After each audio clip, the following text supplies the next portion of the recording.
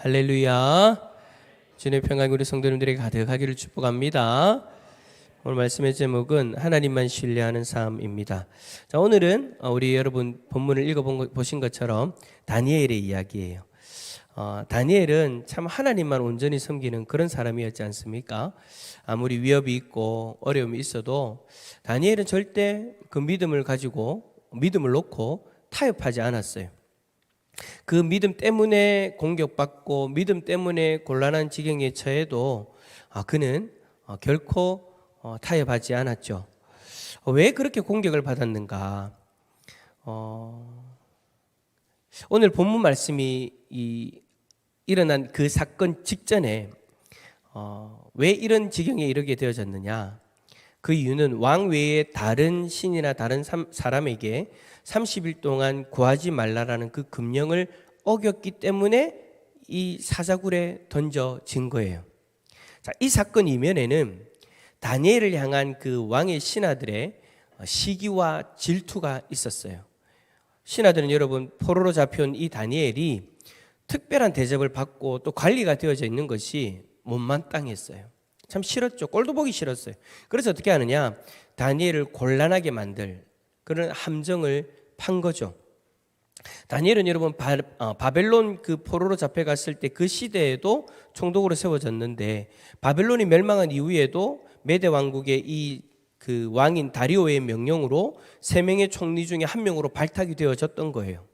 그러니까 이 다니엘이 다른 총독들과 고관들과는 다르게 뛰어나게 일을 행하고 또 정직하고 또 충신으로서 그런 모습이 있으니까 이제 왕국이 바뀌어졌는데도 불구하고 왕에게 인정받게 되어지는 거죠.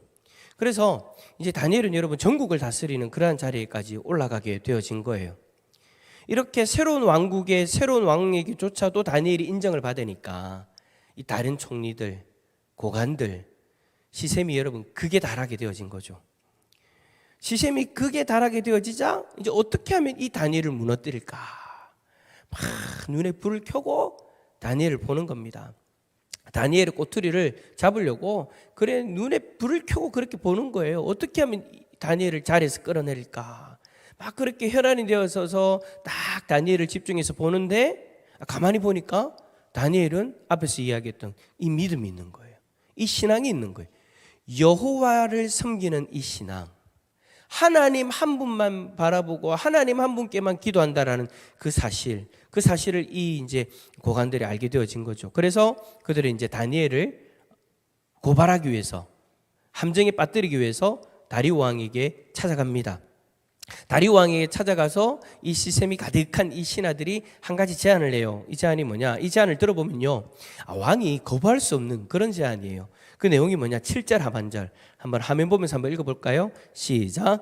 왕이여, 그것은 곧 이제부터 30일 동안에 누구든지 왕 외의 어떤 신에게나 사람에게 무엇을 구하면 사자굴에 던져놓기로 한 것이니이다.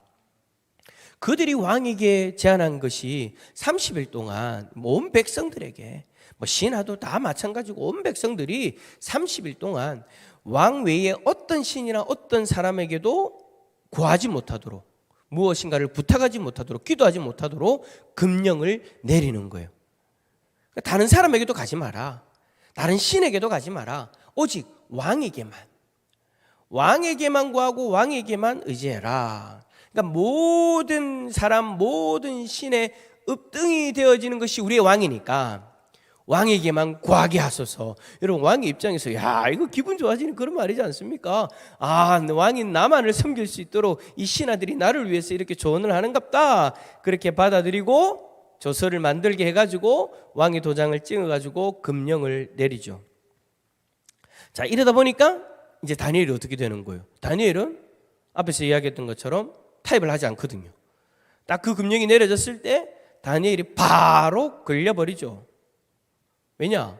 다니엘은 이전부터 하루에 3번씩 예루살렘을 향해서 무릎을 꿇고 기도했는데, 기도할 때 어떻게 기도를 하느냐? 창문을 딱 열고 예루살렘을 향해서 하루에 3번 그렇게 기도를 하는 거예요. 근데 이 습관, 이 기도하는 이 모습을 아무도 막을 수가 없는 거예요. 10절에 보니까 다니엘이 이 조서에 왕의 도장이 찍힌 것을 알고도 자, 내가 지금 기도하면 어떻게 되어진다는 것을 알아요. 근데 알고도 어떻게 한다고? 자기 집에 돌아가서는 윗방에 올라가 예루살렘을 향한 그 창문을 다 열어놓고 전에 하던 대로 하루 3번씩 무릎을 꿇고 기도하며 하나님께 감사하였더라. 자, 내가 지금 이 행위를 하게 되어지면 위험해진다는 것을 알아요. 목숨을 잃을 수 있는 상황이라는 것도 알아요. 그런데도 자신의 신앙을 포기하지 못하는 거예요. 자신의 신앙에 대해서 타협하지 않는 거예요. 예전처럼 똑같이 창문 다 열어놓고 하루 3번 하나님을 찾고 기도합니다. 왕 외에는 다른 어떤 신과 다른 어떤 사람에게도 구하지 말라고 했는데 기도가 하나님을 찾고 하나님께 구하는 거잖아요. 그 기도를 하나님 앞에 드려요. 자신이 사자굴에 던져진다 하더라도 다니엘은 전혀 흔들리거나 타협하지 않는 그런 모습을 보여주는 거죠. 예루살렘을 향해서 창문을 딱 닫고 탁 열고 예전에 하던 그대로 조서의 내용이 어떠하든지 흔들리지 않고 굳건한 모습으로 하나님 앞에 기도하는 거예요. 그런데 여러분 놀라운 것은 뭐냐? 참 저는 여러분 그 기도하는 모습도 놀랍지만 자신이 죽을 수 있는 그 일촉즉발의 그 상황에서 그가 드렸던 기도의 내용, 이 내용이 저는 솔직히 더 놀라워요. 창문 열고 다 봐라 하면서 하는 것도 중요하지만 그 기도의 내용 10절 마지막에 보니까 하나님께 뭐라고 이야기를 해요? 감사하였더라. 문을 열고 자신을 지금 죽이려고 쳐다보고 있는 사람들이 있는 걸 다 알고 있는데도 불구하고 내가 이 기도 한 번으로 지금 잘못되어진다는 것을 죽을 수도 있다는 것을 알고 있는데도 불구하고 다니엘은 문을 열고 하나님 앞에 기도하는 것이 마지막에 감사하였더라. 여러분 같으면 지금 이 상황에 감사의 고백이 나올 수 있을까요? 아마도 대부분 하나님 왜 이랬어요? 믿음을 끝까지 지키려고 참 노력했잖아요. 그런데 하나님 왜 이런 고난을 주십니까? 살려주소서가 이 마지막에 기도의 장면을 딱 장식해야 될 것 같은데, 도와주소서 이것이 딱 기도의 장면이 마지막에 되어져야 될 것 같은데, 감사합니다. 감사하였더라. 하나님 앞에 감사의 기도를 드리는데 중요한 건 뭐냐? 여러분 이 감사의 고백이요 그냥 오늘 하루 만의 고백이 아니었다라는 거예요. 언제나 그런 여러분 그렇게 하나님 앞에 감사의 기도를 드렸어요. 그러니까 여러분 우리가 다니엘이 지금 기도하는 그것이 여러분 지금 이 상황이기 때문에만 하는 그 기도가 아니잖아요. 뭐예요? 매일마다 그렇게 기도했단 말이에요. 매일마다 하루 3번 예루살렘을 향해서 창문을 열었고 그 기도를 드린 거예요. 지금의 상황이 죽음의 그림자가 드려졌는데도 감사. 이런 일이 없을 때에도 감사. 그러니까 여러분 다니엘은 사람 앞에서도 충성되고 사람들이 존경받을 만한 그런 어떤 인물이었지만 이 다니엘은 정말 하나님 앞에서도 신실한 사람이었다라는 거예요. 고난이 없어도 감사, 고난이 있어도 감사. 평안할 때나 위태로울 때나 하나님 앞에 항상 드렸던 그 기도의 내용을 정말로 그대로 마음을 담아서 하나님 앞에 중심으로 올려드릴 수 있는, 환경에 따라서 그 기도의 내용이 다르지 않는 그런 사람, 신실하게 하나님을 의지하고 하나님을 바라보았던 사람, 지금 죽을 위기에 처해졌다고 해서 그 기도의 내용이 바뀌어지지 않는다라는 것. 그 말은 무슨 말이냐면 여러분 지금 다니엘이 자신이 하는 행위로 인하여서 경험하게 되어질 그 일로 인해서 조급해하거나 흔들리지 않았다라는 거예요. 흔들리지 않았다라는 거예요. 언제나 그랬듯이 하나님 앞에서 그 기도를 올려드리고 있는 거죠. 저는 솔직히 여러분 오늘 이 성경 보면서 다른 어떤 것보다도 사자가 다니엘 안 잡아먹은 것도 저는 대단히 충격적인 일이지만 저는 솔직히 이 모습이 좀 충격이었어요. 어떻게 이런 기도를 할 수 있을까? 어때요 여러분? 여러분은 이 다니엘과 같은 그런 상황이라면 흔들리지 않고 여전히 하나님 앞에 감사의 기도를 올려드릴 수 있을까요?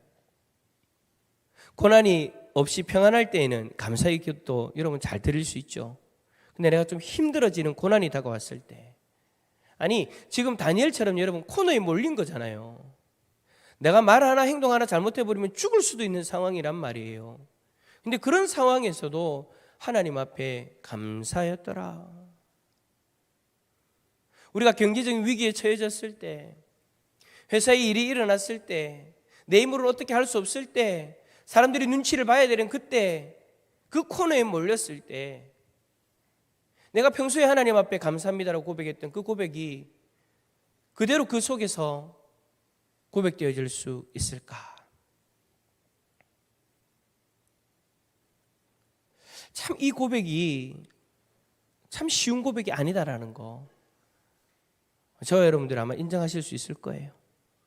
내가 자칫 잘못하면 죽게 되어지는데 내가 하나님 앞에 예전처럼 감사합니다 그런 기도를 드릴 수 있을까? 과연 가능할까? 아마 어떤 분들은 타협을 할지도 모르겠어요. 어떤 식으로 타협할까요? 창문을 닫는다든지 아니면 하나님 앞에 하나님 30일만 좀 제가 참도록 하겠습니다. 제가 이때까지 하루도 안 빠지고 매일 세 번 그렇게 기도했는데 30일만 좀 참도록 하겠습니다 라는 식으로 해서 자신이 했던 그 감사의 고백을 멈출 수도 있었을 거예요. 우리는 그런 이야기들을 할 때가 있잖아요. 타협할 때 우리 하나님은 사랑의 하나님이니까 나를 이해해 주실 거야 라고 우리가 그렇게 스스로 위안 삼으면서 얘기할 때도 있잖아요. 그런데 다니엘도 그럴 수 있지 않았을까? 아니 우리가 다니엘의 상황에 처한다면 그렇지 않을까? 근데 여러분 다니엘은 참 그러한 우리들의 모습을 너무나도 좀 부끄럽게 만드는 것 같아요. 여지가 없어요. 절대 타협하지 않죠. 그는 목숨의 위협에도 예전처럼 똑같이 기도드리는 거예요. 감사의 기도를 올려드려요.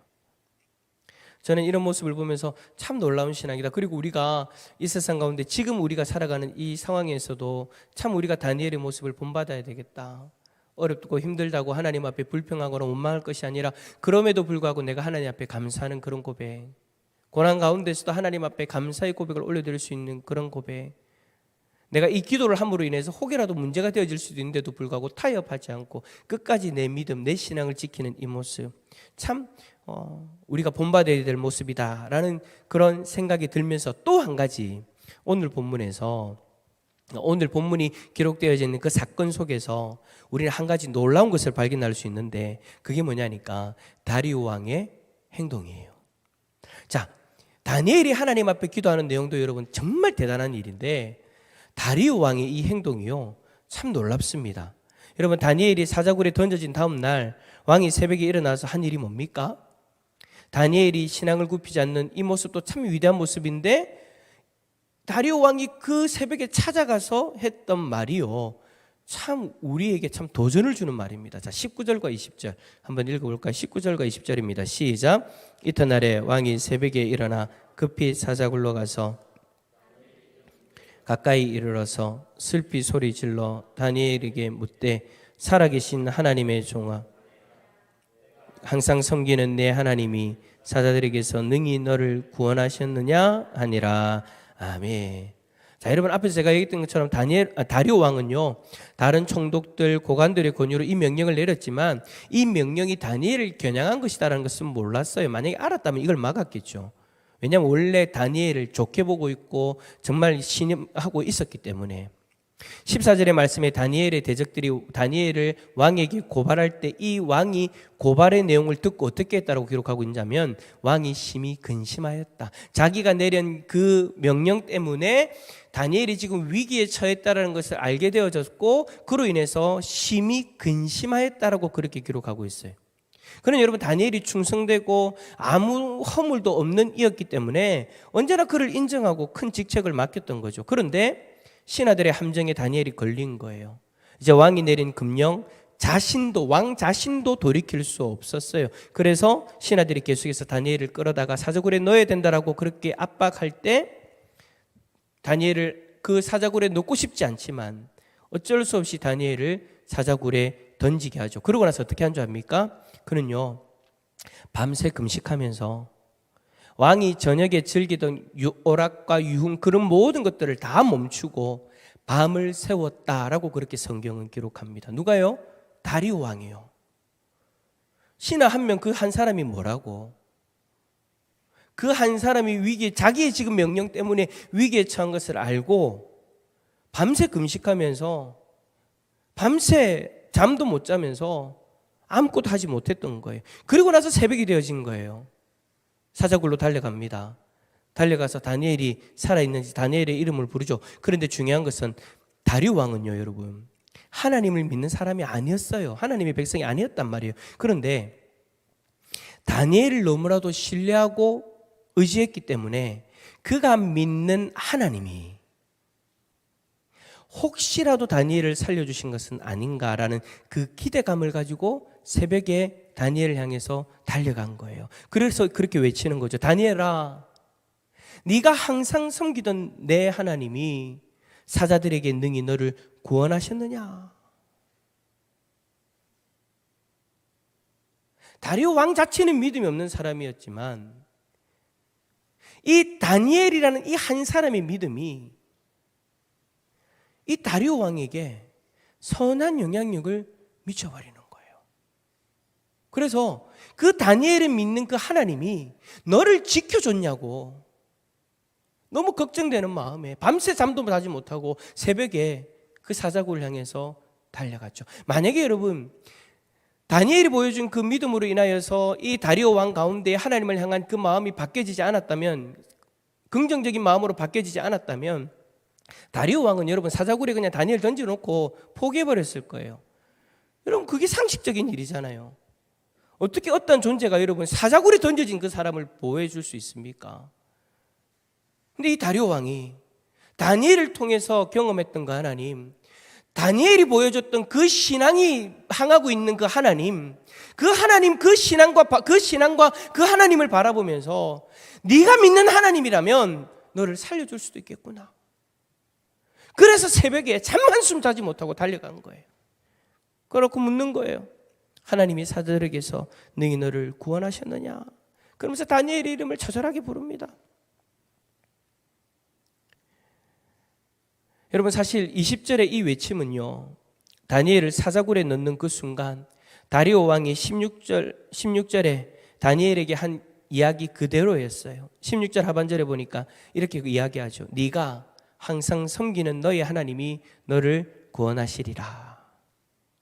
참 저는 여러분 이 장면 보면서 놀랐어요. 하나님을 믿지도 않는 사람이 다니엘이 얼마나 신실하게 하나님을 섬겼으면 네가 항상 섬기는 너의 하나님이 너를 구원하시리라.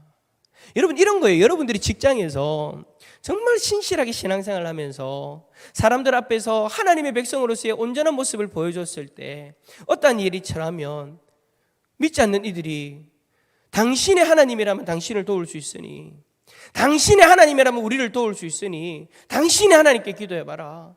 당신의 하나님이라면 우리를 도울 수 있으니 우리를 도와달라고 하나님 앞에 기도해봐라 라고 이야기하는 것과 같은 거예요. 제가 예전에 여러분 군대에 있을 때 저녁마다, 예전에 한번 이야기했던 적이 있는 것 같아요. 저녁마다 한 달에 한 번씩이요. 한 달에 한 번 저녁에, 이거 좀 이상한 이야기인데, 이상한 이야기는 일어난 그대로를 이야기해 드릴게요. 저녁에 한 달에 한 번씩 사람들이 옆방에서 귀신을 보기 시작하는 거예요. 그래가지고 야 이거 무슨 일인가 싶어. 석 달입니까? 석 달 동안 매달 한 번씩 일어났어요.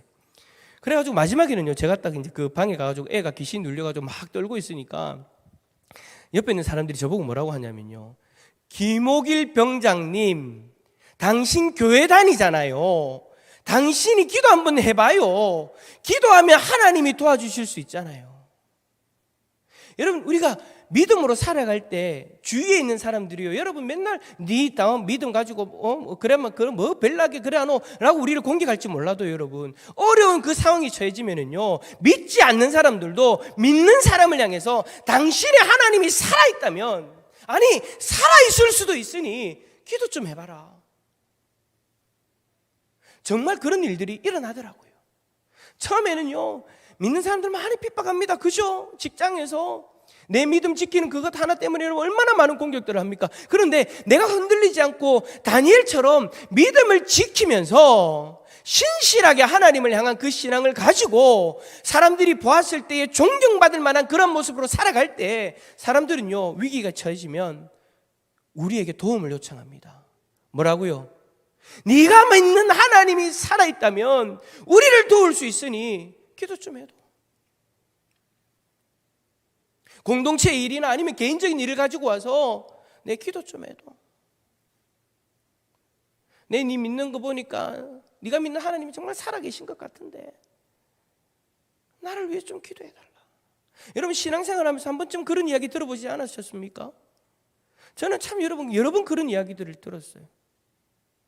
고등학교 때 저를 그렇게 괴롭히던 친구 한 명 있었는데, 그 친구가 어느 날, 제가 이제 교회를 다니고 나서 한 1년 정도 지나고 나니까 그 친구가 어느 날 아침에 저 앞에 딱 와가지고 제 손을 딱 잡더니 얼마나 제가 무섭고 떨렸겠습니까? 이놈의 자식이 또 뭘 나를 괴롭히려고 이러고 싶었는데, 이 친구가 내 손을 딱 잡더니, 호기라, 내 다른 거는 다 끊겠는데 이거 하나는 못 끊겠다 하면서 그 한 가지를 이야기하면서, 호기라, 네가 내 좀 위해서 기도해. 또 정말 많이 괴롭혔거든.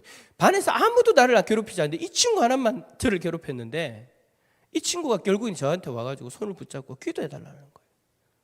자기에게 끊지 못하는 그 한 가지 문제, 그것 좀 끊을 수 있도록 좀 기도해 달라는 거예요.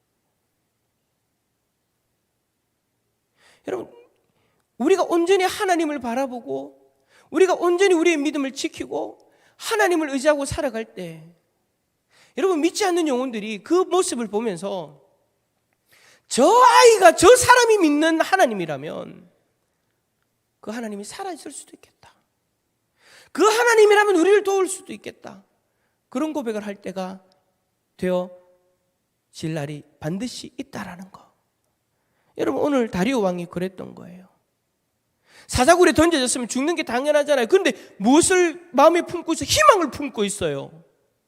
다니엘이 평소에 섬겼던 하나님이라면 이 사자굴 속에서 하나님이 다니엘을 지켜줄 수도 있겠다. 밤새 잠자지 못하고 새벽에 달려와서 정말 하나님이 지켜주셨는가, 자기 안에 있는 이 희망이, 소망이 헛된 것인가 아니면 실제인가를 확인하러 온 거예요. 그러면서 이 다리오 왕이 결국에는 하나님이 역사하시는 것을 경험하게 되어진 거죠.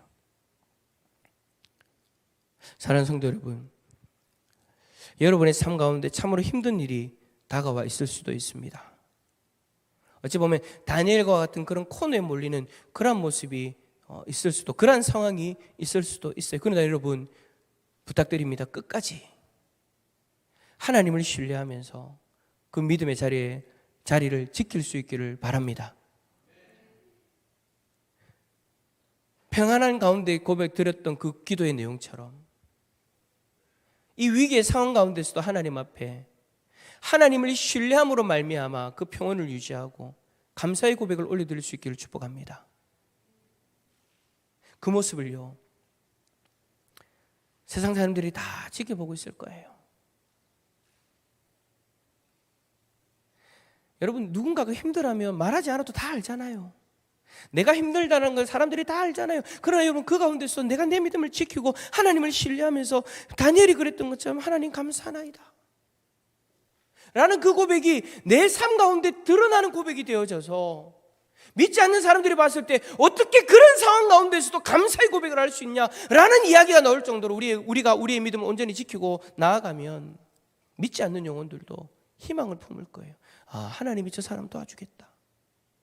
그리고 그들 또한 자신들에게 있는 그 문제를 가지고 하나님이 살아계신다면 네가 믿는 하나님이 나를 도와주실 수 있지 않겠느냐. 오히려 그들이 먼저 마음을 열고 다가오는 그런 일들이 일어나게 되어질 거예요.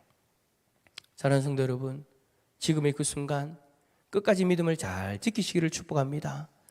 그리고 여러분들을 통해서 또 많은 이들이 살아계신 하나님의 역사를 경험하는 그런 놀라운 은혜가 여러분들의 삶 가운데 가득하기를 예수 그리스도 이름으로 축원합니다.